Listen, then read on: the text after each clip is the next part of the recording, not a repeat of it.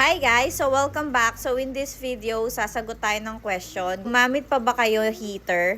Yes, personally, gumagamit po ako ng heater. Kasi first, naka-aircon po kami almost 24/7 sa buong bahay. And pina-power feeding ko po sila 7 times a day.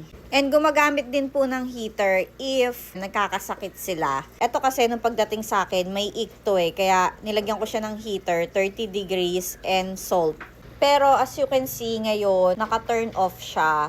Kaya ako siya tinurn off kasi nagkaroon sila ng anchor worm. Siya yung may dala ng anchor worm. Nagta-thrive kasi ang anchor worm sa temperature na 26 to 30 degrees. Kaya for the meantime, habang nagme-medicate sila, tinurn off ko muna yung heater para hindi mag-thrive yung mga adult anchor worm and yung mga eggs nila. Pero after ko sila i-medicate, ta-turn on ko na ulit tong heater. Ilalagay ko siya sa 28 degrees kasi nga guys, hindi lang dahil naka-AC kami, dahil din kasi nagpa-power feeding ako sa kanila. And importante kasi na mabilis yung digestion nila pag nagpa-power feeding. So para bumilis yung digestion nila, is dapat ang temperature nila ay nasa 28. And yung iba nilalagay sa 30. Pero ako hanggang 28 lang. Pero yung iba naman, since naka-outdoor setup sila and summer naman ngayon, hindi na sila nag-heater.